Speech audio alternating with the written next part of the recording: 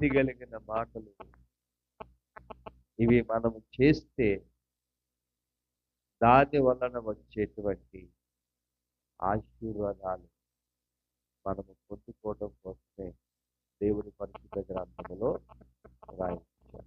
చూడండి, 1 కొరింథీయులకు రాసినటువంటి పత్రిక 10వ అధ్యాయం 23వ వచనాన్ని చదువు.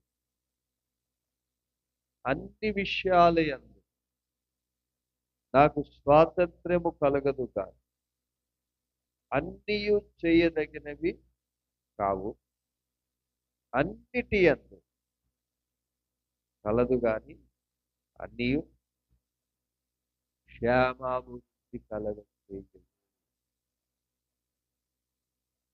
అన్ని విషయాలలోనూ స్వాతంత్రత ఇచ్చాడు దేవుడు. ఆ రోజున ఏదైనా వనములో ఆదాము అవ్వలకి కూడా స్వాతంత్ర్యం ఇవ్వబట్టే కదా వారు తినకూడని పండును కూడా వారు చూస్తుంది. వారు ఏమైపోయారు? పాపములో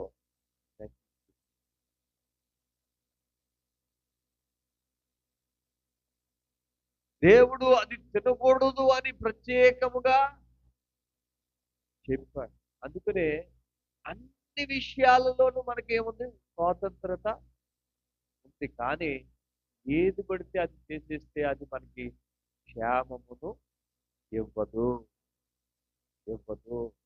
నీకు స్వాతంత్రత ఉన్నది కదా, నోరు ఉన్నది కదా అని ఏది మాట్లాడితే అది మాట్లాడితే నీకు మాట్లాడితే అది మనకి మేలవుతుందా?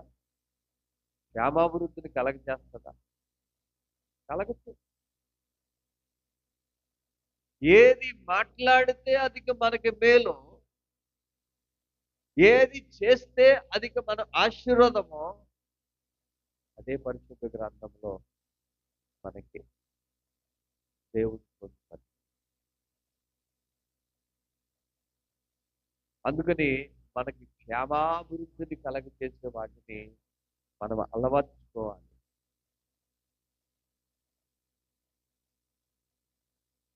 మనల్ని ఆత్మీయతలో ఎదిగించేటువంటి వాటిని మనం నేర్చుకోవాలి. అది కొంత కష్టతరమైనప్పటికీ కూడా మనం ఏం చేయాలంటే మనము వాటిని సాధనం చేసుకోవాలి. ఎందుకంటే వాటి వలన మనకి క్షేమాభివృద్ధి కలుగుతుంది. ఇప్పుడు క్షేమాభివృద్ధిని కలిగే వాటిని నువ్వు నేర్చుకుంటావా? క్షేమమునివ్వకుండా నిన్ను నరకములోనికి నెట్టేటువంటి, కీడునులోనికి నెట్టేటువంటి పనులను నువ్వు నిమగ్నమవుతావా? ఆమె ఏది అభ్యసించాలి? దేవుని కృపలో మనం జీవించాలంటే మనం ఏది పడితే అది మనము చేయకూడదు. దేవుడు ప్రతిదానికి ఒక క్రమం పెట్టాడు. ఆరాధించడానికి క్రమం ఉంది, దేవుని మందిరం రావడానికి క్రమం ఉంది. ఏది మాట్లాడితే అది మేలో అది స్పష్టంగా దేవుడు రాయించాడు. అదేమంటున్నాడంటే కృపా సహితమైన మాటలే మన నోట ఉండాలి. అది మనకి క్షేమాభివృద్ధిని కలగజేస్తుంది. అంతేగాని బూతులు మాట్లాడితే మనకి క్షేమము కలగదు. తర్వాత 2 పేతురు రాసిన పత్రిక 3వ అధ్యాయం 18వ వచనంలో మన ప్రభువును రక్షకుడైన యేసుక్రీస్తు అనుగ్రహించి కృపయందును జ్ఞానమందును అభివృద్ధి పొందండి. ఆయనకు ఇప్పుడును యుగాంత దినము వరకును మహిమ కలుగును గాక. ఆమేన్. చెప్పాలి ఆమేన్. దేంట్లో అభివృద్ధి చెందాలంటే మనము మన ప్రభువును రక్షకుడైన యేసుక్రీస్తు అనుగ్రహించు కృపయందు జ్ఞానమందును మనము అభివృద్ధి చెందాలి. ఆయన కృపలోను అభివృద్ధి చెందాలి. ఆయన కృపలో, ఆయన జ్ఞానములోను అభివృద్ధి చెందాలంటే ఏది పడితే అది చేయకూడదు.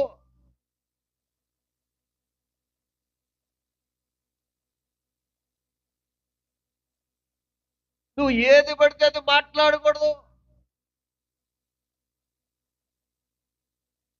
ఏ సమయమున పడితే ఆ సమయాన్ని కాదు, కానీ ప్రతి దానికి సమయం సమయం. ఆమె అర్థమవుతుంది.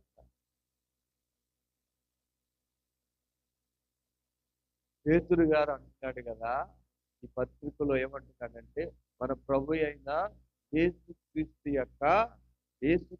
యొక్క కృపయందును మీరు జ్ఞానమందును అభివృద్ధి తప్పండమ్మా, అభివృద్ధి పొందండి. అభివృద్ధి పొందండి. ఆయన కృపయందును ఆయన జ్ఞానమందును నువ్వు అభివృద్ధి పొందాలంటే నువ్వేం చేయాలో తెలుసా? ఆయన చెప్పినట్టుగా నీవు స్వాతంత్రం ఇచ్చాడు కదా అని చెప్పేసి ఎక్కడెక్కడో తిరగకూడదు, ఏది పడితే అది మాట్లాడకూడదు, ఏది పడితే అది చేయకూడదు.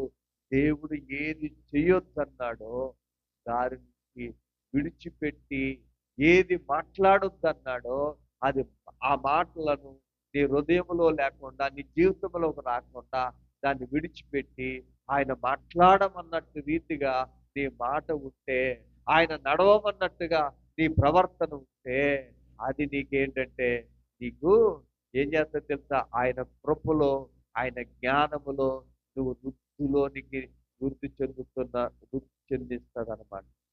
హల్లెలూయా.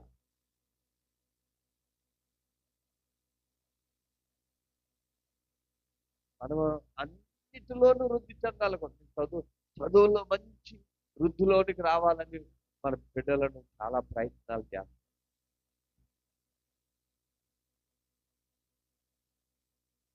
కొంతమంది అనేకమైనటువంటి రీతిలో సాధకం చేస్తూ ఉంటారు వృద్ధి చెందటానికి, టాలెంట్ సంపాదించాలి.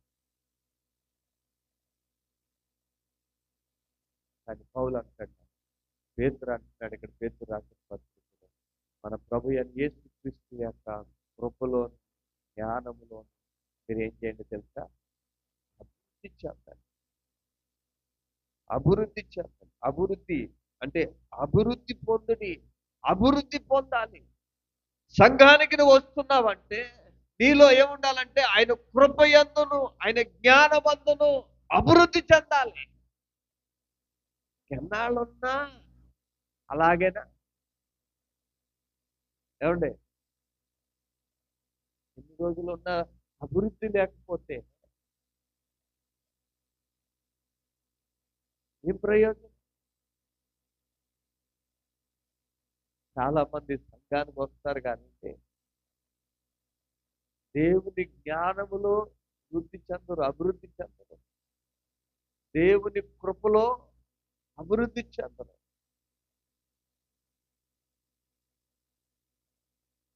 వాళ్ళకి దేవుని మాట మీద ఏమంటే, దేవుని మాట అంటే వారికి ఒక ఒక లోకానుసారమైన మాటగానే కనబడుతుంది, కానీ అది దేవుని నోట నుంచి వచ్చిన శక్తి కలిగిన మాటని వారు దాని పట్ల విధేయత ఉంచరు. ఆ మాట పట్ల వారికి గౌరవం ఉండదు.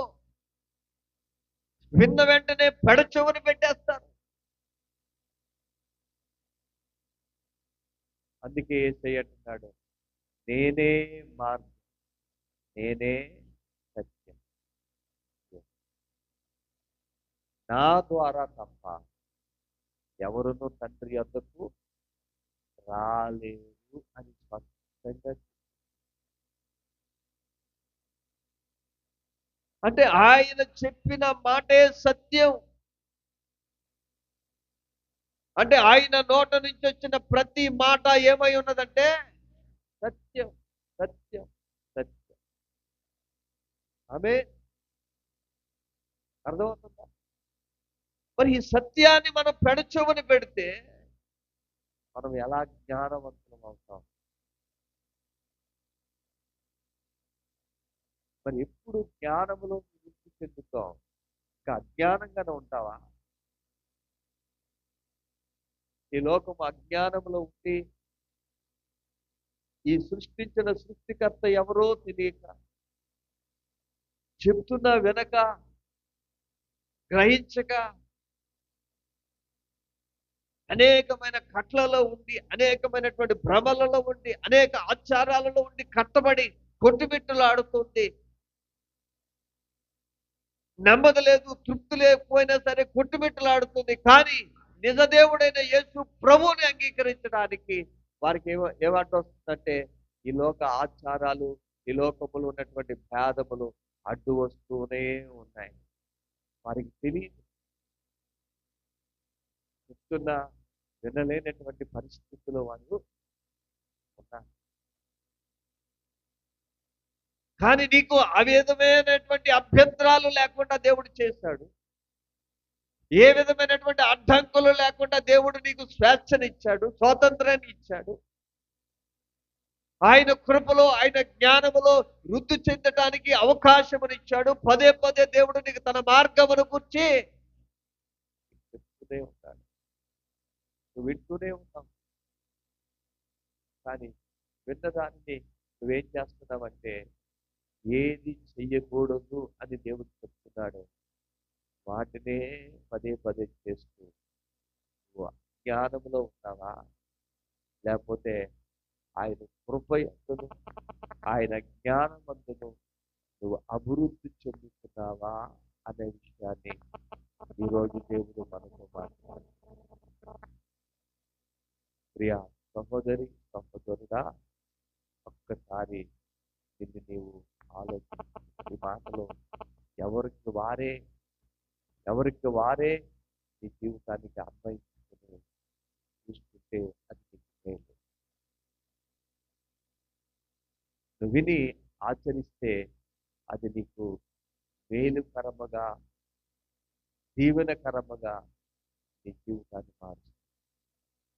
ఆమె మనుషులెవ్వరూ నీకు ప్రతిఫలము ఇవ్వలేరు. ప్రతిఫలమే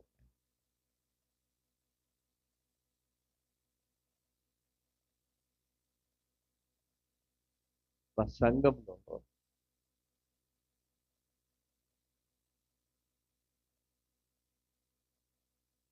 ఇలాగే మొదట్లో చిన్న సంఘముగా ఉంది.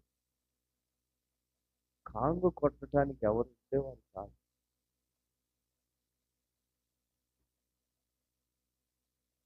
అప్పుడు నరేష్ అని ఒక అబ్బాయి ఉంటే, సరే బాబు నువ్వు కొట్టు, పర్లేదు, అలా కొట్టినా పర్వాలేదు అని చెప్పి నేను ప్రోత్సహించి కూర్చోబెట్టాను. ఏం పర్లే, నీకు అలా కొట్టినా పర్లే, నీకు ఎలా వస్తే అలా కొట్టు. వాడు రాను మందిరం మంచి టాలెంటెడ్గా దేవుడు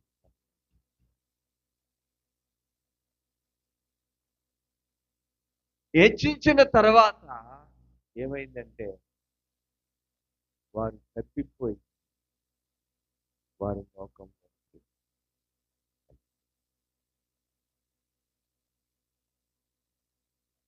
మనం వృద్ధి చెందాలా, తప్పిపోవాలి? హల్లెలూయా. వృద్ధి చెందాలి, అభివృద్ధి చెందాలి. ఎందులో ఎంతో ఇహలోక సంబంధమైన అభివృద్ధి అనుకుంటున్నారు మీరు, కానీ ఇవేవి మనతో రావు.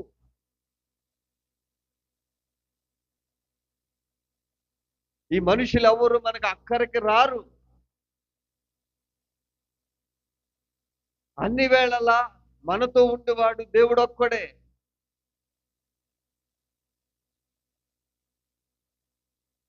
అందుకే దేవునితో పాటుగా కూర్చోవడానికి, నువ్వు దేవునితో పాటుగా ఉండే ఆ మహిమలో ఉండటానికి ఏం చేయాలి తెలుసా? దేవుని జ్ఞానమందు రుచి చెందుతూ ఉండాలి. హల్లెలూయా. అందుకని ఆయన మాటలో నీ నోట ఉండాలి. ఆయన మాటలో నీ హృదయం అంతా నిండి ఉండాలి. ఆ మాటలు నువ్వేం చేయాలి తెలుసా?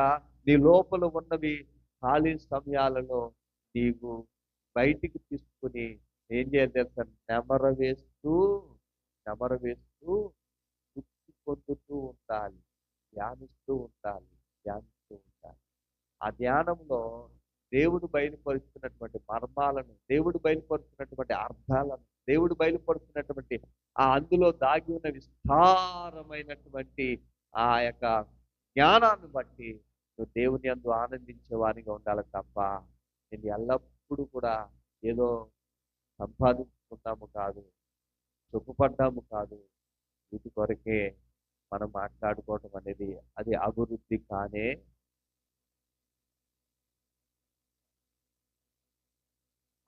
కానే కాదు. అలా అనుకుంటే ఈ లోకంలో అన్యులు కూడా ఈ దేవుని దగ్గరికి రాని వారు కూడా ధనవంతులు ఉన్నారు, కోటీశ్వరులు ఉన్నారు.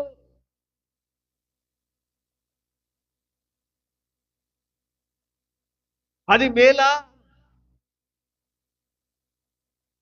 అనేక దేవుని కృప ఎవరి పట్ల విస్తరిస్తుందంటే, దేవుని కృప ఎవరి పట్ల విస్తరిస్తుందంటే ఆ దేవుని యందు భయభక్తులు గలవారికి ఎడల ఆయన కృప అత్యధికముగా విస్తరిస్తుంది. ఆయన మాట యందు నువ్వు నిలిచినప్పుడు ఏది బట్టి అది చేయకుండా ఆయన మాటను బట్టి, ఆయన మాట చెప్పున నీ ప్రవర్తించినప్పుడు నీ పట్ల ఆయన కృప విస్తరిస్తూ ఉంటది. ఆయన కృపలో నీ ప్రతి అవసరత తీర్చబడుతూనే ఉంటది. ఆమేన్. హల్లెలూయా. అలాంటి కృపలో, అలాంటి దేవుని జ్ఞానములో మనం అభివృద్ధి చెందాలి. అపోస్తుల కార్యము 8వ అధ్యాయం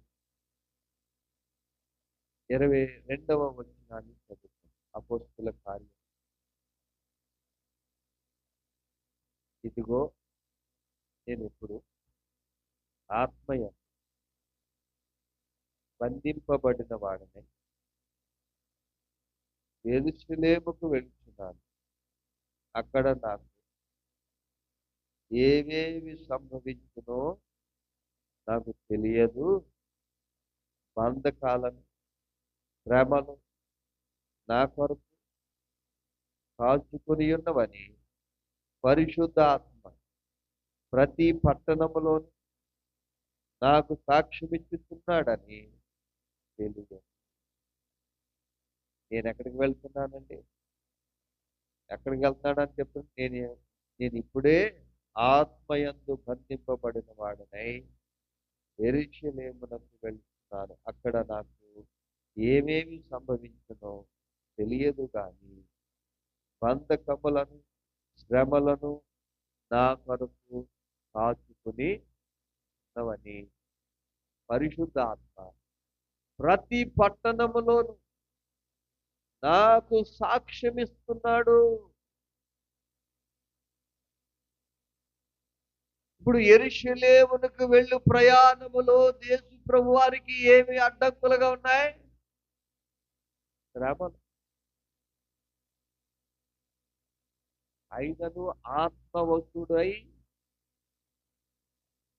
ఏది పడితే అది చేయక తండ్రి పంపిన చిత్తమును నెరవేర్చుటలో నిమగ్నమై ఉన్నాడు. అలాగే మనము యేసు ప్రభు దగ్గరికి వచ్చిన మనము, విశ్వసించిన మనము ఏది పడితే అది చేయక ఆయన సంఘము నడవవలసిన మార్గంలో మనము ఉంటే మన పట్ల ఆయన కృప మన పట్ల విస్తరిస్తుంది. ఆయన జ్ఞానం మనము అభివృద్ధి చెందుతాం. ఆయన జ్ఞానముతో మన ఇల్లును కట్టుకుంటే, వాక్యం సెలవిస్తుంది కదా, జ్ఞానవంతురాలు తన ఇల్లును కట్టుకును, మూడురాలు తన ఇల్లును ఓడబెక్కి. జ్ఞానముతో ఏ సమయమునకు నువ్వు లేచి నీ పని చక్కబెట్టుకోవాలా, నీ ఇంటిని చక్కబెట్టుకోవాలి.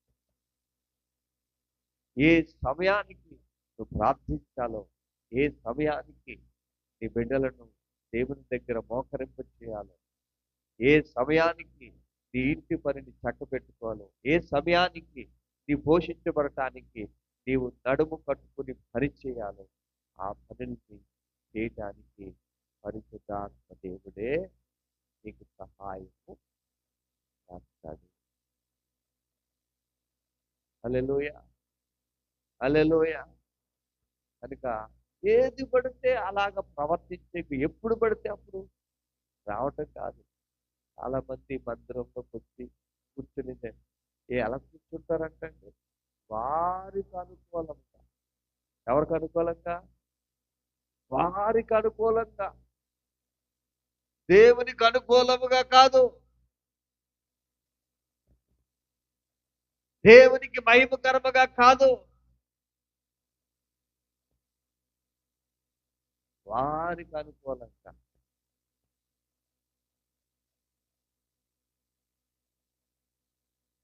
అది దేవునికి మహిమకరమైనదేనా? ఆమేన్, హల్లెలూయా. మనము మందిరానికి వెళ్ళినప్పుడు వాక్యం ఏం చెప్తుందంటే, నీ ప్రవర్తన జాగ్రత్తగా, ఇక అనాలోచితంగా ఇక్కడ ఉండకూడదు. దేని వింటాకు వచ్చామంటే దేవుని మాటలు వినడానికి వచ్చాం. ఆ మాటలు శ్రద్ధగా వినాలి. ఇక్కడే పిల్లలు ముద్దొచ్చేస్తారు, ఇక్కడే అన్ని గుర్తుకొచ్చేస్తాయి నీకు. ఇంటి దగ్గర ఎక్కడెక్కడో గుర్తుకొచ్చేస్తాయి. నువ్వంటే ఇక్కడ కూర్చుంటున్నావు, కానీ నీ ఆలోచనలు అన్నీ ఎక్కడెక్కడో తిరుగులాడు. అంతేగాని దేవుడు ఏం మాట్లాడతాడా, దేవుడు మనకి ఏమి బోధిస్తున్నాడా, దేవుడు మనకి ఏమి ఉద్దేశంతో మనకి ఇవి అవసరమై ఉన్నదో చెప్తున్నాడా అని ఆలోచన. ఇది మనకు కాదులే అనుకుంటూ మనము కూర్చుంటే దాని వలన ప్రయోజనం లేదు. రెండోది ప్రయోజనం లేదు కదా. రెండోది ఏంటంటే, నువ్వు ఆయన జ్ఞానములో వృద్ధి చెందలేదు, అభివృద్ధి చెందలేదు. అంటే మొదట నువ్వు ఏ స్థితిలో వచ్చావో ఆ స్థితిలోనే మిగిలిపోతావు. దేవుని వాక్యము నీకు గుర్తుండదు. దేవుని వాక్యములో దాగి ఉన్నటువంటి శక్తి నీకు అర్థం కాదు. దేవుని వాక్యములో దాగి ఉన్న వాగ్దాన ఫలము నీకు ఏమాత్రము గ్రహింపు ఉండదు. దేవుని వాక్యములో దాగి ఉన్నటువంటి మహిమ కార్యాలు ఏంటో నీకు అర్థం కావు. అందుకని ఏదైనా సమస్య వచ్చినప్పుడు ఏమవుతావు అంటే భయపడిపోతూ ఉంటావు, గాబరపడిపోతూ ఉంటావు. కానీ అన్నిటికీ పరిష్కారం దేవుడు పరిశుద్ధ గ్రంథములోనే దేవుడు నీ కొరకే నా కొరకే రాయి. ఆమేన్, హల్లెలూయా. ఇంకెందుకు భయం, ఇంకెందుకు చింత, ఇంకెందుకు వేదన, ఇంకెందుకు వేదన? చూడండి, కొలసీలకు రాసిన పత్రిక 3వ అధ్యాయము, కొలసీలకు రాసిన పత్రిక 3వ అధ్యాయము 16వ వచనాన్ని చదువుతాం. సంగీతములతో, కీర్తనలతో, ఆత్మ సంబంధమైన పద్యాలతో ఒకరికొకడు బోధించు, బుద్ధి చెప్పుచు కృపాసహితముగా మీ హృదయాలలో దేవుని గురించి గానము చేయించు సమస్త విధములైన జ్ఞానముతో క్రీస్తు వాక్యము మీలో సమృద్ధిగా నివసింపనివ్వండి. ఏం చేయాలంటండి? కీర్తనలు పాడాలి, సంగీతములతో, ఆత్మ సంబంధమైన పద్యములతోనూ ఒకరికొకడు బోధించుచు బుద్ధి చెప్పుకొనుచు కృపా సహితముగా మీ హృదయాలలో ఈ దేవుని గూర్చిన గానము చేయించు సమస్త విధములైన జ్ఞానముతో క్రీస్తు వాక్యము మీలో సమృద్ధిగా నివసింపనివ్వండి. దేవుని వాక్యము నీ హృదయంలో ఎప్పుడైతే సమృద్ధిగా నివసిస్తుందో అప్పుడు దేవుని కృప నీ పట్ల విస్తరిస్తుంది. ఆయన కృపలో నీ ప్రతి అవసరత తీర్చబడును. ఆమేన్, ఆమేన్. ఇప్పుడు దేవుని సన్నిధికి వచ్చిన మనము సంగీతములతోనూ కీర్తనలతోనూ మనం ఆత్మ సంబంధమైన పద్యాలతోనూ మనం ఏం చేయాలి? దేవుని గణపరచాలి, గానం చేయాలి, మహిమపరచాలి, స్తుతించాలి, కొనియాడాలి. మౌనంగా ఉండమని కాదు, మౌనంగా ఉండమని కాదు, దేవుని గురించి గానం చేయాలి. సమస్త విధములైన జ్ఞానముతో క్రీస్తు వాక్యములో మీరేం చేయాలంటే అభివృద్ధిగా అంటే సమృద్ధిగా నివసింపనివ్వండి. వాటితో వీటితో నింపేసుకోక దేవుని వాక్యము సమృద్ధిగా మీ హృదయాలలో నివసింపనివ్వండి, నింపుకోండి. దేవుని వాక్యము ఎప్పుడైతే సమృద్ధిగా నీ హృదయంతో నిండి ఉంటుందో దేవుని జ్ఞానములో వృద్ధి చెందుతావు. దేవుని కృప మీ పట్ల విస్తరిస్తుంది. దేవుని జ్ఞానమందు ఎప్పుడైతే నువ్వు అభివృద్ధి చెందుతున్నావో ఈ లోకములో జరుగుతున్నటువంటి మోసాలకు, ఈ లోకములో కనబడుతున్నటువంటి మోస సంబంధమైన బోధలకు నువ్వు లోను కాకుండా నువ్వు తప్పించబడతావు. నిజమైన బోధ ఏదో, నిజమైనటువంటి పరలోకానికి నడిపించే మార్గం ఏదో ఆ మార్గం యందు నువ్వు నిలిచి ఉండగలుగుతావు. ఆమె ఇది తెలియక చాలా మంది మోసపోతున్నారు. చాలా మంది మంచి దినాలను చాలా జాగ్రత్తగా ఏ సేవకుడు చెప్పిన ఈ వాక్యము పరిశుద్ధ గ్రంథములో అలాగ రాయబడి ఉన్నదో లేదో లేఖనాలను పరిశీలించాలి తప్ప ఎవరో చెప్పేశారు ఆహా ఊహా అంటూ మిమ్మల్ని మీరు మోసం చేసుకోకండి. దేవుని వాక్యం సెలవిచ్చిన ప్రకారంగా ఆ బోధ ఉంటేనే అది పరలోకానికి నడిపించేది. ఆ బోధకు విరుద్ధమైన బోధలు ఏదన్నా సరే అది నిన్ను పరలోకానికి తీసుకువెళ్ళదు. కనుక దేవుని వాక్యం సెలవిచ్చినట్లుగా మనం ఏం చేయాలో తెలుసా? సంగీతములతోనూ కీర్తనలతోనూ ఆత్మ సంబంధమైన పద్యాలతోనూ ఒకరికొకడు బోధించుచు మనమేంటి బుద్ధి చెప్పుచు కృపాసహితముగా మీ హృదయాలలో దేవుని గురించి గానం చేయించు సమస్త విధములైన జ్ఞానముతో దేవుని వాక్యమును మీలో సమృద్ధిగా నివసింపనివ్వండి. మీ హృదయంలో ఏముండాలి? ఇప్పుడు దేవుని వాక్యం ఉండాలి, సమృద్ధిగా ఉండాలి, సమృద్ధిగా నివసించాలి. ఎప్పటికప్పుడు నీ హృదయంలో దేవుని వాక్యాన్ని నింపుకోవాలి. అప్పుడు దేవుని జ్ఞానమందు నువ్వు వృద్ధి చెందుతూ ఉంటావు. దేవుని జ్ఞానమందు నువ్వు అభివృద్ధి చెందుతావు. దేవుని గుర్చిన అవగాహనని కలుగుతుంది. దేవుని శక్తిని శక్తిని గురించి నీకు అవగాహన కలుగుతుంది. దేవుడు వేటి వేటి వాటి నుంచి దేవుడు విడిపించగలడు. దేవుడు ఏ సమయంలో నిన్ను ఆదుకోగలడు. దేవుడు ఎటువంటి పరిస్థితి నుంచైనా నిన్ను విడిపించగలడు. నీకు అర్థమవుతుంది. ఆ ఆపద వచ్చినప్పుడు వాళ్ళ మీద వీళ్ళ మీద ఆధారపడక నీవు దేవుడికి ఇచ్చిన జ్ఞానము నీకు కలిగి ఉన్నావు కనుక ఆ జ్ఞానాన్ని బట్టి నువ్వేం చేయగలుగుతావు తెలుసా? దేవుని దగ్గరికి వెళ్ళి ఆ సమస్యకు పరిష్కారమును నువ్వు పొందుకోగలవు. హల్లెలూయా. ఆ దేవుని గురించిన జ్ఞానం లేకపోతే నీకు ఒక సమస్య వచ్చినప్పుడు, నీకు ఇరుకు వచ్చినప్పుడు, నీకు ఇబ్బంది వచ్చినప్పుడు, నీకు ఎక్కడికి వెళ్ళాలో తెలియక ఆ దారికి వెళ్తావు, ఈ దారికి వెళ్తావు, అక్కడికి వెళ్తావు, ఇక్కడికి వెళ్తావు. ఎవరో ఏదో చెప్తే నువ్వు వాటిని చేస్తావు. తప్పేముందమ్మా, ఆపద వచ్చింది కదా, తప్పదు కదా అంటే ఆ మాటలకు లోబడిపోయి నువ్వు వాటిని, లోకానుసారమైన వాటిని నువ్వు చేస్తూ ఉంటే అప్పుడు నువ్వు ఏమవుతావు తెలుసా? దేవుని జ్ఞానము లేక నువ్వు చేసే పనుల వలన నీ మీదకి ఆశీర్వాదం వస్తుందా? లేకపోతే దేవుని కృప వస్తుందా? దేవుని దీవెన వస్తుందా? దేవుని మార్గం తొలగిపోతే దేవుని కోపం మన మీద రగులుతుంది. హల్లెలూయా. అర్థమైందా? అలా దేవుని కోపమును రేపేవారిగా ఉండకూడదు.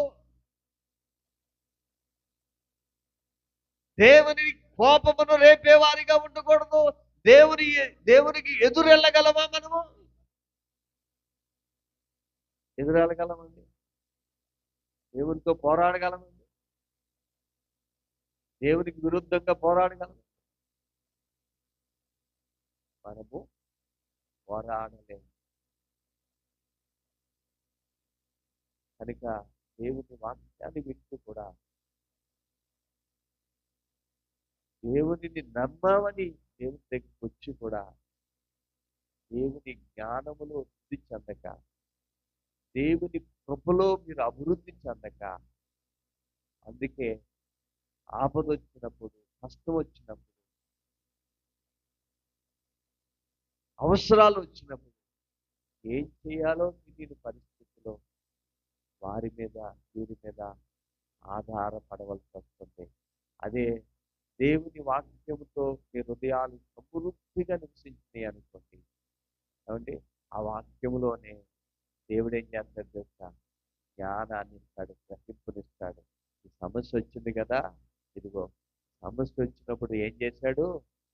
దానియేలు ఏం చేశాడు? ఆపద వచ్చినప్పుడు నా తట్టు చేతులు ఎత్తాడు కదా. దానియేలును సింహాల నోళ్లను పూయించి దానియేలును కాపాడలేదా అనే గ్రహింపును దేవుడు నీకు ఇస్తాడు. అన్నా లాంటి నింద నీకు వస్తే, అన్నా లాంటి శోధన నీకు వస్తే, అన్న ఏం చేసింది? నా మందిరములోకి వచ్చి తన హృదయం అంతటిని నీళ్లు కుమ్మరించినట్లుగా నా మందిరములో కుమ్మరించి నా తట్టు చేతులెత్తితే అన్న నిందను తొలగించి సమూయేలు లాంటి ప్రవక్తను బిడ్డలను నేను ఇవ్వలేదా అని దేవుడు గుర్తు చేస్తూ ఉంటాడు. హల్లెలూయా. అర్థం? అదే వాక్యము సమృద్ధిగా నివసించలేదనుకో, ఏది పడితే అది నింపేసుకుంటాం అనుకో.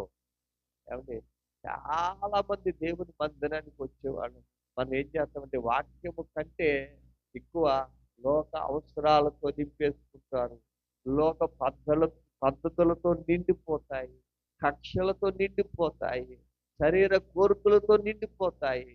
నీవు దేవుని మందిరానికి వెళితే నా అవసరాలు తీరతాయేమో అనే కోరికలతో నిండిపోతాయి, నీ ఉద్దేశాలతో నిండిపోతాయి. కానీ దేవుని వాక్యముతో నింపుకోవడానికి ఎవ్వరూ ఇష్టపడట్లేదండి. దేవుని వాక్యము సమృద్ధిగా నివసించినప్పుడే ఆయన కృప మన పట్ల విస్తరిస్తుంది.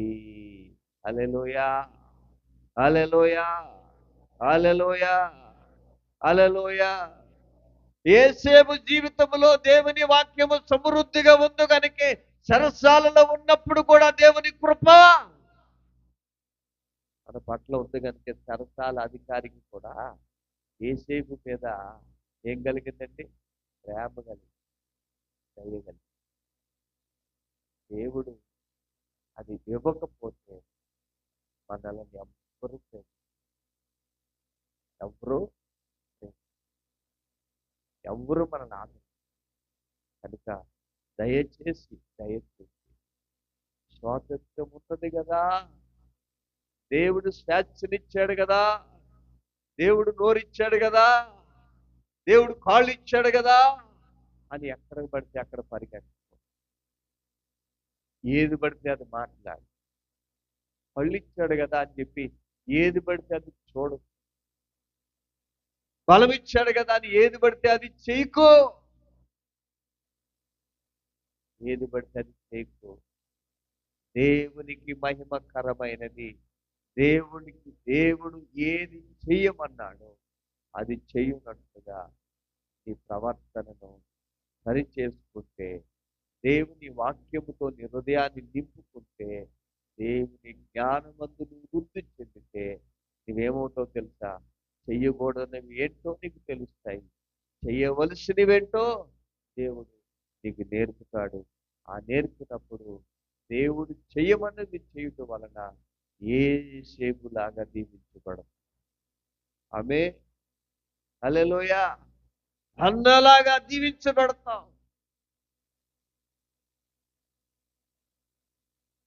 అలా కాకుండా దేవుని సత్యమేంటో నీకు తెలియకుండా నువ్వు ప్రవర్తిస్తే, ఏది పడితే అది చేస్తే దానివల్ల వచ్చేది ఏంటంటే దేవుని ఆశీర్వాదాలన్నీ కోల్పోతాం. ఏది పడితే అది చేసినా చాలా మంది దేవుని ఆశీర్వాదాలు పోగొట్టుకున్నారు. చూడండి, 1 కొరింథీయులకు రాసి 2 తిమోతికి రాసిన పత్రికలోని 2 తిమోతి 3వ అధ్యాయము 16, 17 వచనాలు. దైవజనుడు సన్నద్ధుడై ప్రతి సత్కార్యము పూర్ణముగా సిద్ధపడినట్టు దైవావేశం వలన కలిగిన ప్రతి లేఖనం ఉపదేశించుటకు, ఖండించుటకు, తప్పుదిద్దుటకు, నీతి అందు శిక్ష వేయుటకు ప్రయోజనకరమై ఉన్నది. హల్లెలూయా, హల్లెలూయా, హల్లెలూయా.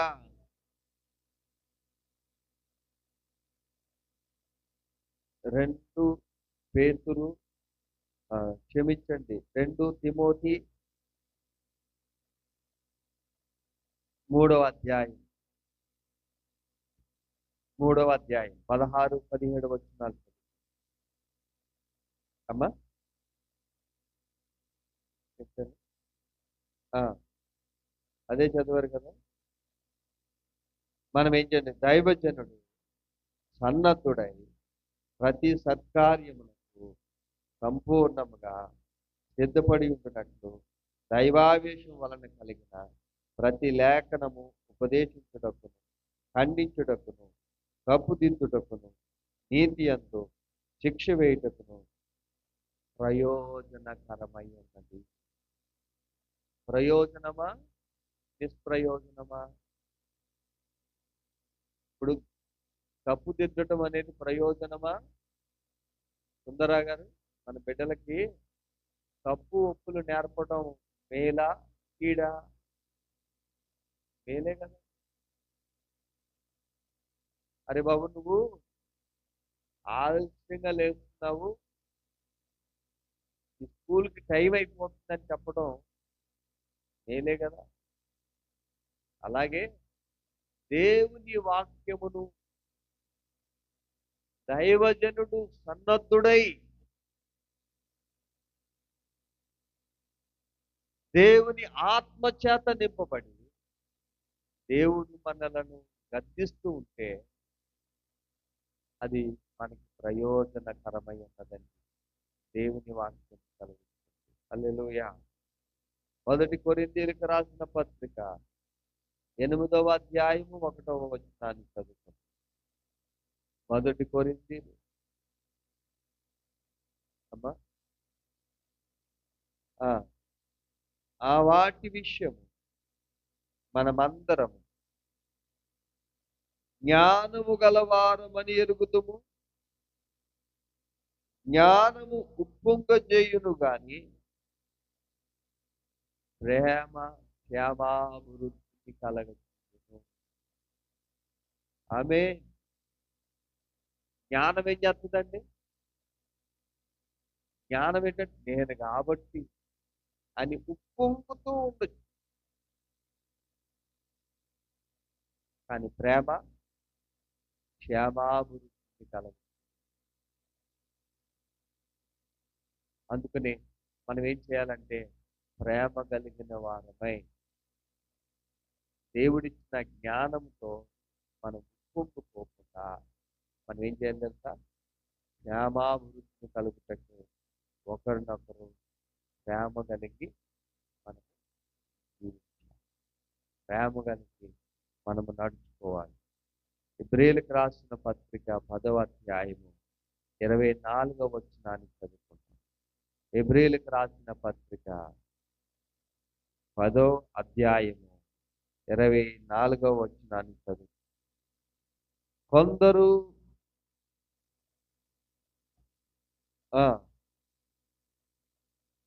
సమాజముగా కూడుట మానక ఒకరినొకడు హెచ్చరించుకొనుచు ఆ దినమును సమీపించుట మీరు చూచిన కొలది మీరు ఎక్కువగా అలాగు చేయుచు ప్రేమ చూపుటకును సత్కార్యము చేయుటకును ఒకరినొకడు పురుగొల్పవలని అమ్మా ఆలోచించుము. హల్లెలూయా. ఇక్కడ ఏమంటున్నాడంటే ఎక్కువగా సమకూడటము కూడా తగ్గిపోతుంది. ఇక్కడ కూడుకోవడం అనేది మేలు కొరక కీడు కొరక? ఇక్కడ వాక్యం ఏం చెప్తుంది? ఒకనికొకడు అంటే సహవాసముగా కూడుట మానక ఒకనికొకడు హెచ్చరించుచు ఆ దినము సమీపించుటకు మీరు చూచిన కొలది మరీ ఎక్కువగా అలాగు చేయొచ్చు. ప్రేమ చూపుటకును సత్కార్యములు చేయుటకును ఒకరికొకడు పురిగొల్పవలనని ఆలోచించుడి. హల్లెలూయా. ఏం చేద్దాం? మరీ ఎక్కువగా కూడుకోవాలి. ఎందుకు? ఆ దినము సమీపిస్తుందని మనకి లేఖనాలు నెరవేరుతున్నాయని తెలుసుకోలేదు. మనం ఏం చేస్తాం? మరీ ఎక్కువగా కూడుకోవాలి, మరీ ఎక్కువగా ప్రార్థన చేయాలి, మరీ ఎక్కువగా దేవుని వాక్యంతో నీ హృదయాలు నింపుకోవాలి, మరీ ఎక్కువగా ప్రార్థించేవారిగా ఉండాలి, ఒకరినొకరు ప్రేమించుకునేవారిగా, ఒకరినొకరు ఆదరించుకునేవారిగా, పురుగులుపుకునేవారిగా మనం ఏం చేయాలి? ఆలోచించుకొని అందులో మనము అభివృద్ధి చెందుతూ ఉండాలి. హల్లెలూయా, హల్లెలూయా, హల్లెలూయా. మరీ ఎక్కువగా అస్తమాట. ఎందుకంటే ఒక ఆదివారం అయితే ప్రార్థన సరిపోదా? ఆది సంఘము ఏం చేసిందని చెప్తుంది? వారు ఎడతెగక ప్రార్థన చేశారు, కూడుకున్నారు, రొట్టె విరిచారు, సహవాసం కలిగి ఉన్నారు. ప్రతిరోజు సంఘములోనికి కొత్త వారిని చేర్చుకుంటూ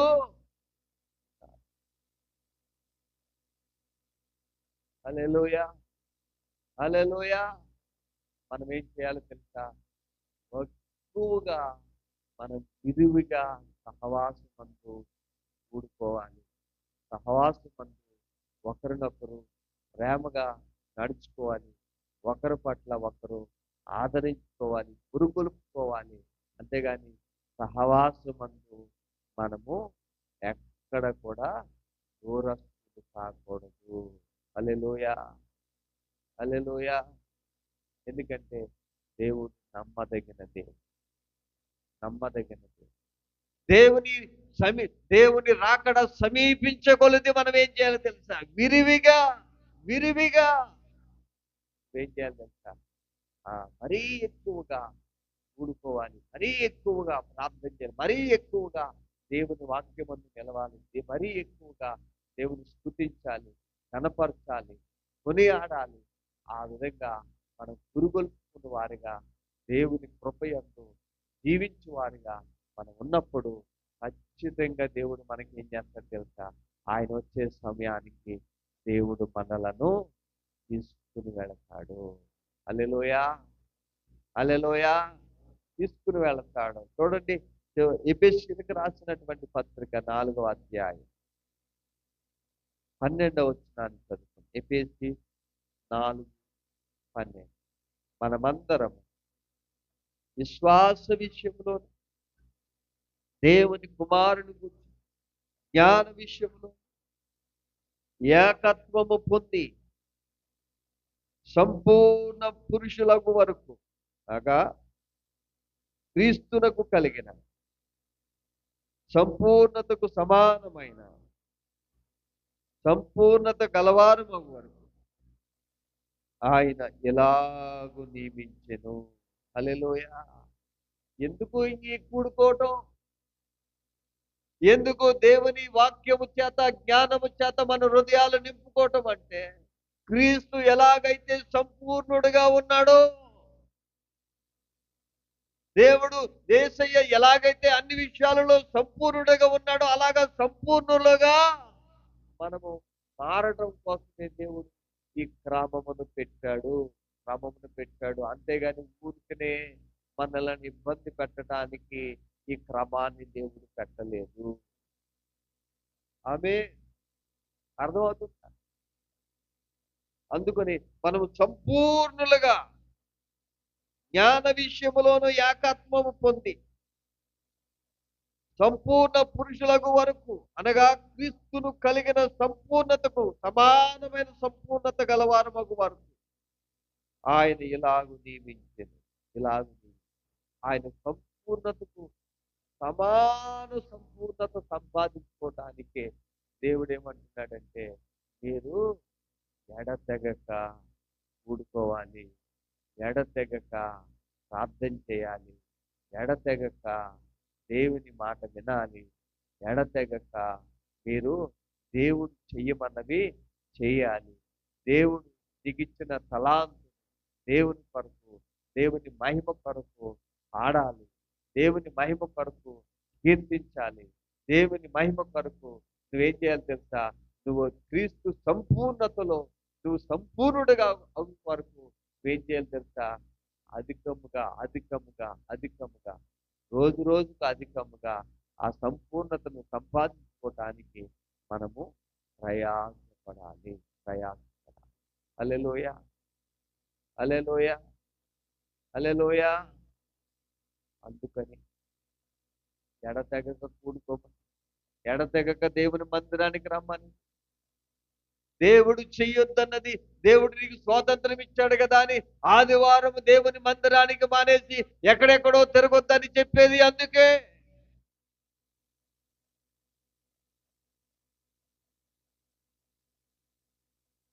దేవుడు నీకు సమృద్ధి ఇచ్చాడు కదా అని చెప్పేసి ఇంకా దేవుని దగ్గరికి వెళ్ళవలసిన అవసరత నాకు లేదు అని అనుకోకు. దేవుని సంపూర్ణతలో ఎదగటానికి దేవుడు ఏం చేశాడు తెలుసా? మనమందరము కూడా దేవుని కుమారుని కూర్చిన జ్ఞాన విషయంలో ఏకత్వము పొంది, అంటే అందరము ఒకే నిర్ణయం కలిగి మనం ఏం చేయాలి తెలుసా? సంపూర్ణమైన గుర్తులకు వరకు సంపూర్ణులవటానికి మనం ప్రయాసపడటానికి ఎడతెగక దేవుని ఆరాధన చేయాలి, కీర్తించాలి, గణపరచాలి. మనము ఆ విధముగా మనం ఏం చేయాలి తెలుసా? మన జీవిత నడవడికలను ఏం చేయాలి తెలుసా? సవరణ చేయాలి. హల్లెలూయా. సవరణ అంటే ఏంటండి? సవరణ అంటే ఏంటి? తెలుగులో సవరణ అంటే ఏంటి? ఒక దస్తావేజు. ఈ మాట ఎక్కువగా ఎక్కడ వినపడుతుంది అంటే రిజిస్టర్ ఆఫీస్ దగ్గర వినపడుతుంది. అమ్మా మీ డాక్యుమెంట్ లో ఏం పడింది, సర్వే నెంబర్ తప్పు పడింది, సవరణ చేస్తాం తెచ్చుకో అంటారు.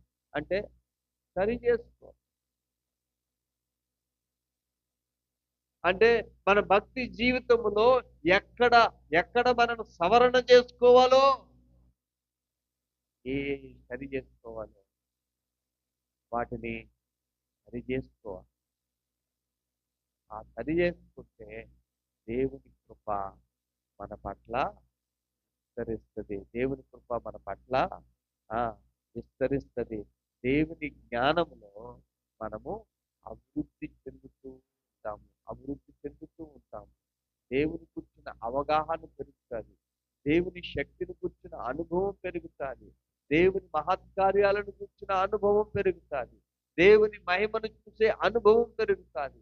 దేవునితో మాట్లాడుకునే అనుభవం పెరుగుతుంది. దేవునితో సహవాసం చేసే అనుభవం పెరుగుతుంది. దేవుని ప్రార్థనలో గొప్ప గొప్ప కార్యాలు చూసిన అనుభవంలో మనము ఎదిగిన వారం అవుతాము. అప్పుడు ఆ కార్యాలను ఈ భూలోకానికి అన్ని లోకానికి మనం సాక్ష్యంగా ప్రకటించగలం. హల్లెలూయా, హల్లెలూయా. అలాగా దేవుడు అంటున్నాడు కదా, నీ జీవితాన్ని సరి చేసుకో, సవరణ చేసుకో. మరొక విషయం చూసుకున్నట్లయితే 1 కొరింథీయులకు రాసినటువంటి పత్రిక 6వ అధ్యాయం 2వ వచనం, 6వ అధ్యాయం 12వ వచనం. 1 కొరింథీ అన్నిటి యందు అన్నీ చేయదగినవి కావు, అన్నిటి యందు స్వాతంత్రము కలుగును కానీ నేను దేని చేత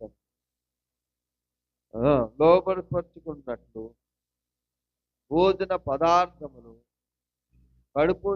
కడుపునకును పదార్థములకును నియమింపబడి ఉన్నాయి. దేవుడు దానిని వాటి నాశనము చేయు. దేహము జారత్వము నిమిత్తము కాదు కానీ ప్రభు నిమిత్తమే. ప్రభు దేహము నిమిత్తమే. దేవుడు ప్రభువుని లేపెను, మనలను కూడా తన శక్తి వలన లేపెను. మీ దేహాలు ఎవరికి అవయవాలని అంటే క్రీస్తునకు అవయవాలై ఉన్నాయి. ఉన్నవని మీరు ఎరగరా? నేను క్రీస్తు యొక్క అవయవాలను తీసుకుని వేశ్య యొక్క అవయవాలుగా చేయుదునా? అది ఎంత మాత్రమును తగదు. వేశ్యతో కలుసుకున్నవాడు దానితో ఏకదేహమై ఉన్నాడని మీరెరగరా? హల్లెలూయా. ఇప్పుడు ఈ దేహం ఎవరిదని? దేవుడు. ఈ అవయవాలు ఎవరి కోసం పని చేయాలి? దేవుని కోసం పని చేయవలసిన అవయవాలు ఎవరి కోసం పని చేస్తున్నాయండి? వేశ్య కోసం పని చేస్తే దేవునికి అది అంగీకారమేనా?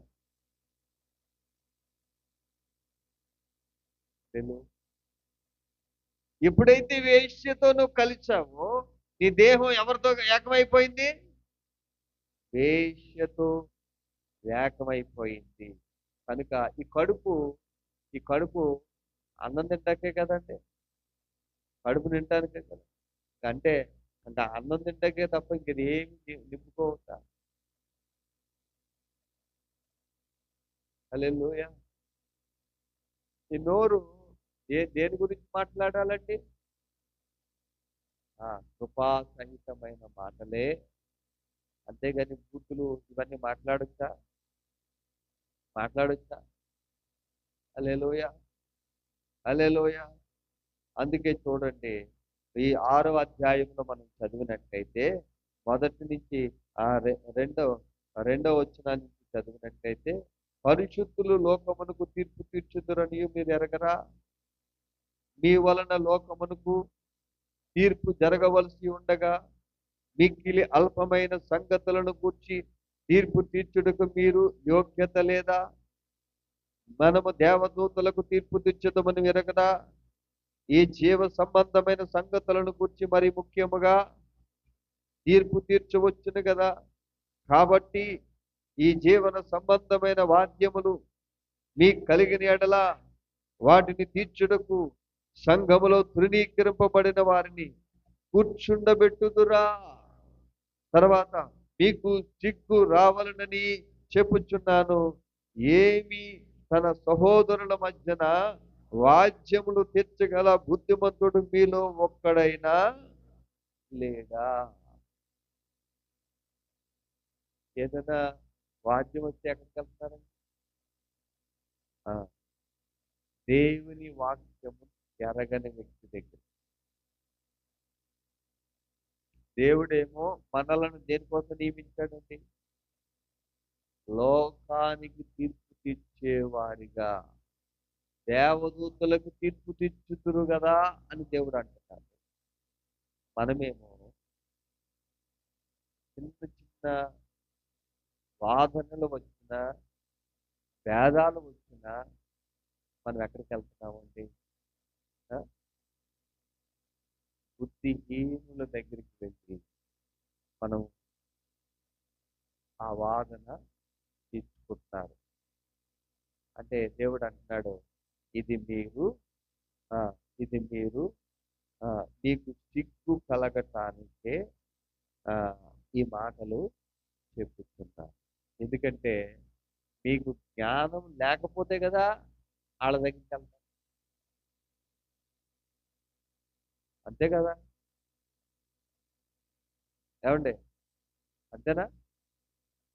దేవుడు ఏమంటున్నాడు? నీవు జ్ఞానమును కలిగి, అంటే ఆయనే జ్ఞానం.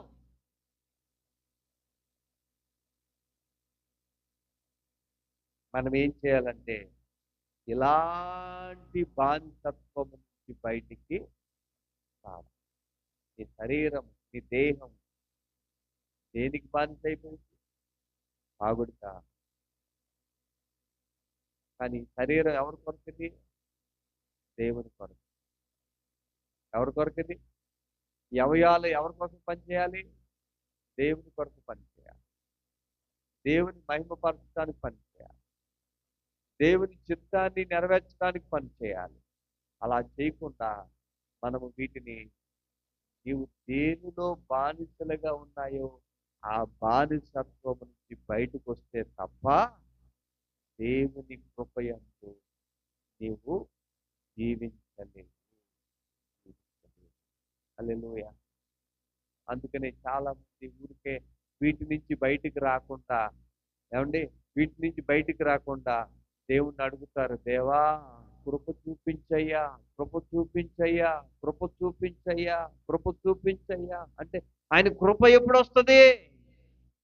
ఒకవేళ నిజముగా పాపం విస్తరించిన దగ్గర ఆయన కృప విస్తరిస్తుందంటే తెలియని అజ్ఞానుల మధ్య దేవుని కృప విస్తరిస్తుంది. నీకు అన్నీ తెలిసి ఉండి దేవుడు అన్నీ నేర్పుతున్నా సరే నువ్వు నిర్లక్ష్య పెడితే, ఆ నుంచి బయటికి రాకపోతే దేవుడు నీకు కృప చూపుతారా? హల్లెలూయా, హల్లెలూయా. అందుకనే నువ్వు దేనికి బానిస అయిపోయావు?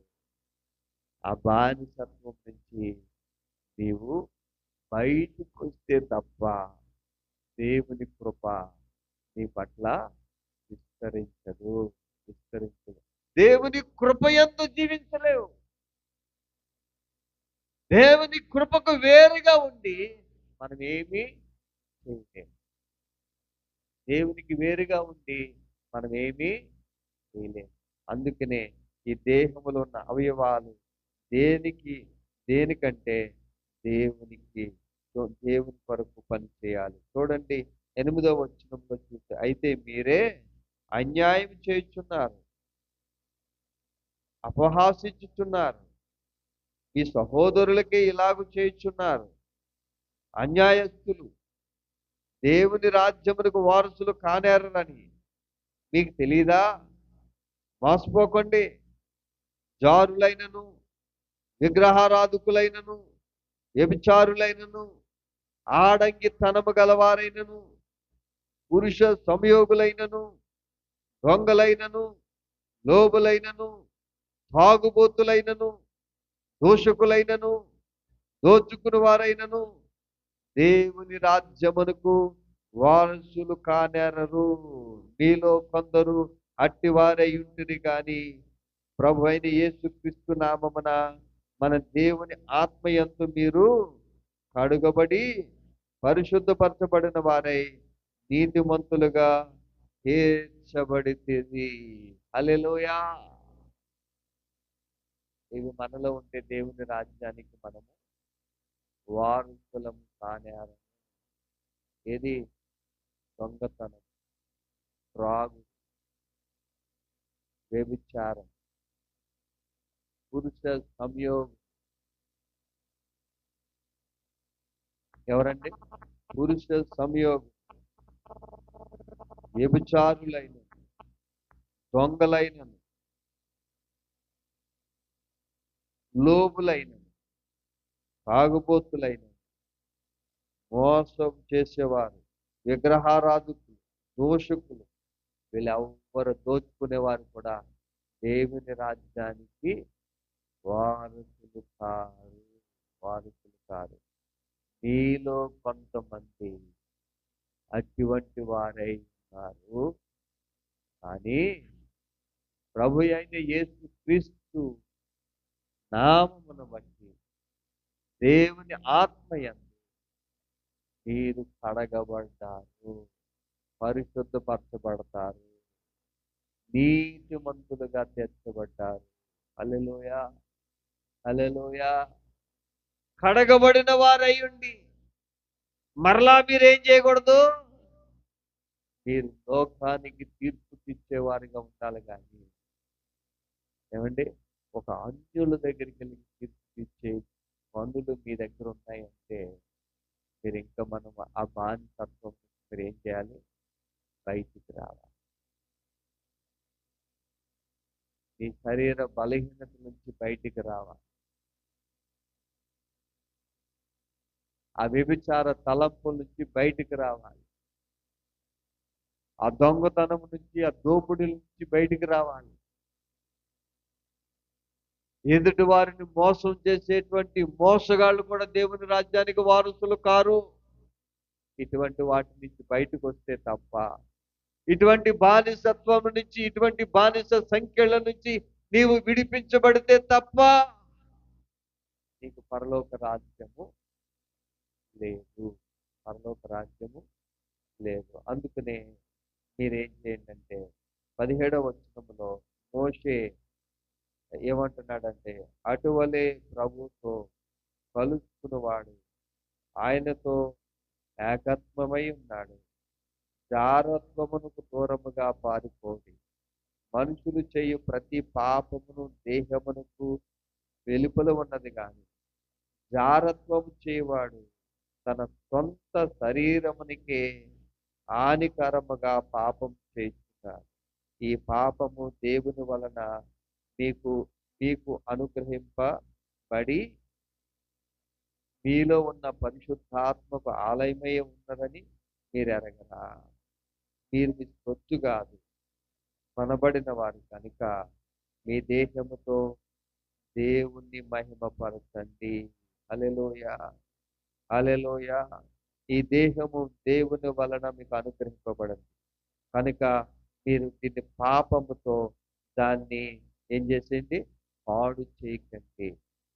మీకు మీరే హాని చేసుకోకండి. మిమ్మల్ని మీరే చెరిపేసుకోకండి. మీ చేజేతులారా మీరే పరలోక భాగ్యమును పోగొట్టుకోకుండా అలాంటి బానిస కట్లలో ఉంటే బయటికి రా. సవరణ చేసుకోవలసిన నీ నోటి మాటను మార్చుకో, నీ తలంపులను మార్చుకో, నీ నడవడికను మార్చుకో. అప్పుడు ఆ రీతిగా నువ్వుంటే దేవుని కృపయందు నువ్వు జీవిస్తున్నవాడు అవుతావు. దేవుని కృప కింద నువ్వు నిలిచిన దానివిగా ఉంటావు. అటువంటి వారిని దేవుడు తన రాజ్యములో ఉండటానికి తీసుకుని వెళ్ళబోతాడు. హల్లెలూయా. హల్లెలూయా. హల్లెలూయా. హల్లెలూయా. ఏమంటే ఆకలైనను దప్పికైనను లెక్క చేయక పేద లాజరు ఎలా ఉన్నాడంటే దేవుని మాట చెప్పున దేవుని మాట చెప్పున నిలిచాడు కనుకనే తన చనిపోయిన తర్వాత అబ్రహాము రొమ్మున ఆనుకుని ఉన్నాడు. ఆ సమస్తము కలిగిన ధనవంతుడు ఎక్కడున్నాడు? నరకములో నరకయాతన అనుభవిస్తూ అంటున్నాడు కదా, అయ్యా ఆ లాజరును పంపిస్తే నాకు దాహం వేస్తుంది, ఒక నీళ్ళు చుక్క నా నాలుక మీద వేసినా నేను బ్రతుకుతానయ్యా అని ప్రాధేయపడే స్థితిలో ఉన్నాడు. అప్పుడు అంటున్నాడు, ఇప్పుడు దేవుని వాక్యం ఏం సెలవిచ్చింది? అయ్యా ఇక్కడ ఇక్కడ వారు అక్కడికి, అక్కడ వారు ఇక్కడికి రావడానికి అవకాశము లేదు. కనుక నువ్వేంటంటే బ్రతుకున్నప్పుడే నువ్వు చూసుకోవాల్సింది, దేవుని మాట వినవలసి వచ్చింది, ఈ దేహమును దేవుని కొరకు మహిమకరముగా వాడి ఉండవలసింది. అప్పుడు ఉంటే నీకు ఈ పరిస్థితి వచ్చేది కాదు. కానీ ఈ పరిస్థితి వచ్చింది, ఈ శిక్ష నుంచి మేము తప్పించలేము అని చెప్పేశారు. అయితే మా అన్నలు చాలా మంది భూమి మీద ఉన్నారయ్యా, ఆ లాజరు గారిని పంపిస్తే మా కుటుంబానికి చెప్తారు, వారైనా మారతారేమో, నేను వచ్చిన స్థలానికి రాకుండా వారైనా మేలుకుంటారేమో అంటే అక్కడ చెప్పేవారు చాలా మంది ఉన్నారు. వాళ్ళు చెప్తే మారితే వారు ధన్యులవుతారు. ఆమేన్. హల్లెలూయా, హల్లెలూయా. దేవుని మందిరానికి వస్తున్నావు, తండ్రి కుమార పరిశుద్ధాత్మ నామములో బాప్తిజం పొందావు, దేవుని రాజ్యమునకు అర్హత కలిగినటువంటి క్వాలిటీస్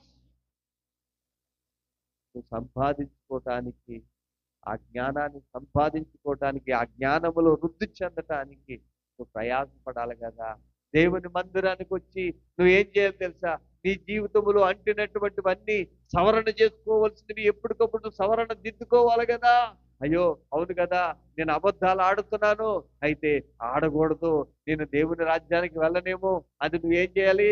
నీ జీవితంలో అది రాకుండా కొట్టివేసుకోవాలి, సవరణ చేసుకోవాలి. అంతేకాదు, ఈ శరీరము దేనితో కట్టబడింది? ఈ చేతులు దేన్ని పని చేస్తున్నాయి? పేకాటాడుతున్నాయా? ఈ చేతులు తాగుడికి పరిగెడుతున్నాయా అనుకుంటే, అయితే నేను తాగుడును నేను తాగకూడదు, నేను తాగితే దేవుని రాజ్యానికి వెళ్ళను.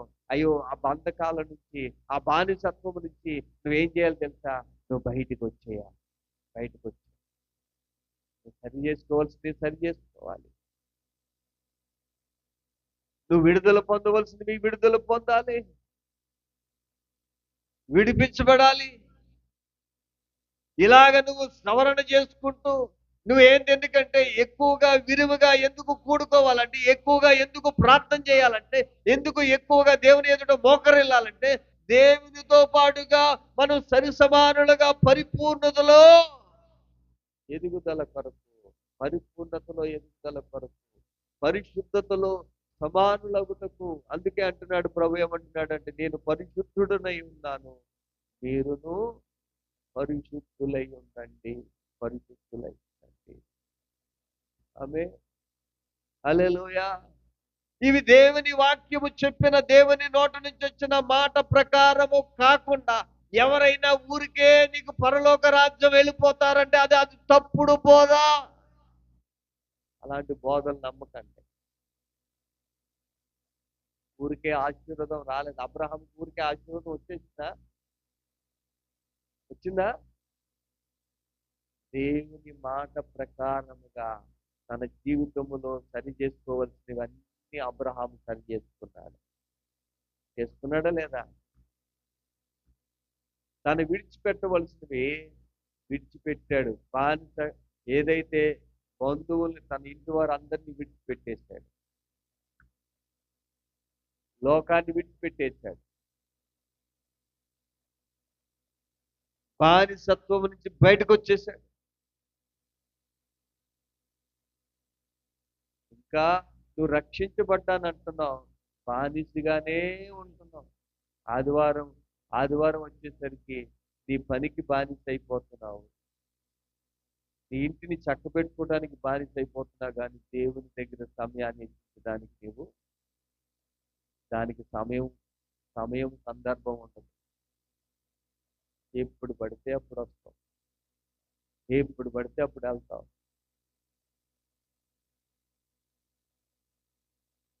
సమయం ఉండదు, క్రమం ఉండదు.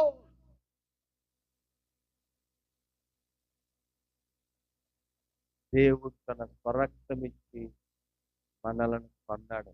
మనము ఆయన సొత్తు. ఈ దేహం ఎవరి కోసం పని చేయాలంటే దేవుని కొరకు. దేవుని కొరకు. ఆమేన్. హల్లెలూయా. దేవుని కొరకు పని చేయాలి, దేవుని కొరకు నిలబడాలి. దేవుని కొరకు పని చేయాలి, దేవుని కొరకు మనము దేవుని కొరకు మనం ఏం చేయాలంటే నిలబడాలి.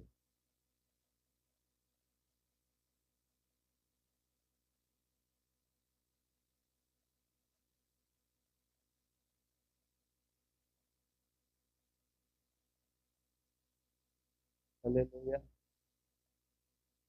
ఇప్పుడు మనము దేవుని కొరకు మనం ఏం చేయాలి?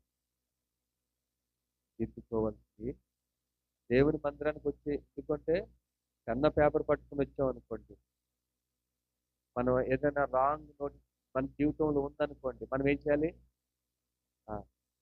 దాన్ని సరి చేసుకోవాలి. ఈ నెలంతా గడిచిపోయింది. ఈ నెలలో మనం ఏమేం తప్పులు చేసామో, దేవునికి మహిమకరంగా చేసిన పనులేంటో ఒకసారి ఒక పేపర్ మీద రాయి. దేవుని కొరకు ఎంత సమయాన్ని గడిపావో, నీ కొరకు ఎంత సమయాన్ని గడిపావో, మంచాల మీద ఎంత సమయాన్ని గడిపావో, రోడ్ల మీద ఎంత సమయాన్ని గడిపావో రాయి. ఇవన్నీ సరి చేసుకోకుండా ఎక్కడికో వెళ్ళి ఒక నెత్తి మీద తీయెత్తి నీకు రక్తం వచ్చేస్తుందా? ఆశీర్వాదం వచ్చేస్తుందా? ఎలా వచ్చేస్తుంది? హల్లెలూయా, హల్లెలూయా. అంటే దేవుడు అంటున్నాడు కదా, ఎంత ఘోర పాపినైనా దేవుడు క్షమిస్తాడు. కానీ పాపాన్ని మట్టుకు నీలో పాపం పెట్టుకుంటే నిన్ను ఏమాత్రం కూడా క్షమించడు. క్షమించడు, క్షమించడు. పాపాన్ని క్షమిస్తాడు కానీ పాపిని మట్టుకు క్షమిస్తాడు. కనుక సంగమా, దేవుడు నీతో నాతో మాట్లాడుతున్నా. ఏంటో తెలుసా? నీవు సరి చేసుకోవలసినది. నేను స్వాతంత్రం ఇచ్చాను కదా అని చెప్పేసి నువ్వు ఏది పడితే అది చేస్తున్నావా? ఏది పడితే అది మాట్లాడుతున్నావు. క్రమము లేకుండా నడుస్తున్నావేమో, క్రమము లేకుండా జీవిస్తున్నావేమో. నీవు సరి చేసుకోవలసినవి సరి చేసుకో. నువ్వు ఏ బానిసత్వములో ఉన్నావో, చెయ్యకూడదు అంటుకుంటూనే పాపము చేస్తున్నావేమో, ఆ బానిస తత్వము నుంచి యేసు నామములో విడుదల కమ్మని దేవుడు కలుగుతాడు. హల్లెలూయా. బయటికి రా, బయటికి రా. దేవుని కంటే ఏది ఎక్కువ కాదు. దేవుని తర్వాతే, దేవుని తర్వాత. అలాగ దేవుని మీద ఎప్పుడైతే నువ్వు ఆనుకుంటావో, ఎప్పుడైతే తెరిచిన పుస్తకం వల్ల నీ జీవితాన్ని దేవుని సన్నిధికి వచ్చి తెరిచి ఉంచి, ప్రభువా ఆయన మాట్లాడుతున్న మాటను బట్టి నీకు తప్పు అనిపించిన ప్రతిదీ నీ హృదయం అనే పలక మీద తప్పుగా ఉన్నది చెరిపేసుకుంటావో, దేవుడు ఉండమన్నట్టుగా దాన్ని రాసుకుంటావో, అప్పుడు నీ జీవితం దేవుని వాక్యముతో సమృద్ధిగా నివసిస్తుంది. దేవుని జ్ఞానములో నువ్వు అభివృద్ధి చెందుతూ ఉంటావు. హల్లెలూయా. దేవుని జ్ఞానము ఎప్పుడైతే అభివృద్ధి చెందుతూ ఉన్నావు, దేవుని గురించిన అవగాహన వచ్చేస్తుంది. దేవుని స్వభావం తెలిసిపోతుంది. దేవుడు ఎక్కడ ఉండటం మేలో తెలిసిపోతుంది. దేవునికి ఎక్కడ ఉండటం, ఏది మాట్లాడతామో ఆయనకి ఇష్టమో నీకు తెలిసిపోతుంది. ఏది చేస్తే ఆశీర్వాదమో నీకు తెలిసిపోతుంది. ఏది ఏ రీతిగా ఉండింటే మనం ఎత్తబడతామో నీకు తెలిసిపోతుంది. నువ్వు దేవునితో సరి సమానముగా పరిపూర్ణతలోనికి దినము ఎదుగుతూ ఉంటావు అన్నమాట అండి. హల్లెలూయా, హల్లెలూయా. అలాగే అడగటం కోసమే అండి గిరివిగా దేవుడి సంఘాన్ని సమకూర్చేది. అంతేగాని పని పాట లేక వాళ్ళ గురించి వీళ్ళ గురించి మాట్లాడుకోవటానికి కాదు. వాక్యం చెప్తుంటే నిద్రపోతావు అని కాదు. వాక్యం చెప్తుంటే ఇది నాకు కాదని నువ్వు ఎక్కడో ఆలోచిస్తావని కాదు, ఏదో నీ స్థానస్థానంగా ఉంటావని కాదు. ఇక్కడికి వచ్చేది ఏంటో తెలుసా? నీవు సరి చేసుకోవాల్సినవి నీ హృదయం అనే పలక మీద సరి చేసుకోవాలి. నువ్వు విడుదల పొందవలసినవి వాటి నుంచి విడుదల పొంది నువ్వేం చేయాలి తెలుసా? సంపూర్ణుడుగా, సంపూర్ణులుగా, పరిశుద్ధతలో సంపూర్ణులుగా, ఏకత్వములో సంపూర్ణురాలుగా దేవుని కొరకు నువ్వు ఎదగాలని, దినదినము ఎదగాలని, అభివృద్ధి చెందాలని, ఆ పరిపూర్ణతలో దినదినము ఎదుగుతూ ఉంటే దేవుడు నిన్ను నన్ను చూసి ఆనందించే దేవుడై ఉన్నాడు, సంతోషించే దేవుడై ఉన్నాడు. యోబుని చూసి అన్నాడు కదా, నీతిమంతుడును యథార్థవంతుడైన నా యోబును నువ్వు చూసావా అని సాక్ష్యం ఇచ్చాడు. హల్లెలూయా. ఆ మాటలు నిజంగా కూడా దేవుడు ఆ మాటలు అంటుంటే ఎంత సంతోషంతో, ఎంత హృదయపూర్వకంగా యోబుని గురించి మాట్లాడాడండి. అలాగా యోబుని గురించి మాట్లాడినప్పుడు మనము కూడా అంత విధేయతతో దేవుని మాటకు లోబడి జీవిస్తే దేవుడు మన గురించి మాట్లాడడా? మన గురించి సాక్ష్యం ఇవ్వడా? చెప్పండి. హల్లెలూయా, హల్లెలూయా. కానీ మనం ఎలా ఉన్నామంటే వినటం మట్టుకే, ఏమన్నా ఎలాగంటే వినటం మట్టుకే. దీన్ని ఇక్కడ దిద్దుకునే పని లేదు మనకి. మనమంతా పర్ఫెక్ట్ అమ్మా, ఏ లోపము లేదు మనలో. ఆ వాక్యం అంటుంది కదా, ఏ లోపము లేనివాడు అని చెప్పుకునేవాడు ఎవడంటండి? ఆ భక్తుడు, మోసగాడు. ఏ లోపము లేనివాడు ఎవ్వడూ లేడు. ప్రతి రోజు, ప్రతి నిమిషం, ప్రతి క్షణము దేవుని పాదాలు పట్టుకుని, ప్రభువా నేను ఈ తప్పిదం చేశాను, ఈ అబద్ధం ఆడాను, ఈ మోసం చేశాను, ఇందులో పడిపోయాను, చూపులో పడిపోయానని చెప్పేసి దేవుని దగ్గర ఎప్పటికప్పుడు సరి చేసుకోవలసిన వారమే తప్ప ఒక్కడు కూడా నీతిమంతుడు. హల్లెలూయా, హల్లెలూయా. అలా పరిపూర్ణతలోనికి మనం ఆయనకి సమానమైన పరిపూర్ణులుగా ఎదగాలని ఆయన కోరిక. అందుకొరకే నిన్ను నన్ను పిలిచాడు, నిన్ను నన్ను ఏర్పాటు చేసుకున్నాడు. అందుకని ఏర్పాటు చేసుకున్న దేవునికి నమ్మదగిన దేవుడు కనుక మనం ఆయన నమ్మకస్తులమై ఉంటాము. మనం దిద్దుకుంటాము. బానిసత్వము నుంచి మనలను బంధించి ఉంచిన వ్యసనాలు, అది తాగుడైనా బయటికి రా, అది వ్యభిచారమైనా బయటికి రా. ఎందుకంటే ఆ వ్యభిచారం చేయటం వలన నీ వ్యభిచారంతో నీ దేహాన్ని ఏం చేయబడుతున్నా తెలుసా? ఐక్యం చేసేస్తున్నావు. ఆ వ్యభిచారాన్ని బట్టి నువ్వు కూడా చేసేవాడు కూడా ఏమవుతున్నాడంటే పాపిగా మార్చబడుతున్నాడు. అంటే పాపం ఉన్న చోట దేవుడు దేవుడు నివాసము చెయ్యడు, నివాసము చెయ్యడు. హల్లెలూయా, హల్లెలూయా. మోకరించి ప్రార్థన చేసుకుంటాం, మోకరించి ప్రార్థన చేసుకుంటాం, మోకరించి ప్రార్థన చేసుకుంటాం, మోకరించి ప్రార్థన చేసుకుంటాం. దయచేసి దయచేసి దయచేసి సరి చేసుకోవాల్సినవి సరి చేసుకోండి. నువ్వు విడుదల పొందవలసిన వాటి కొరకు దేవుని దగ్గర పశ్చాత్తాపంతో అడుగు.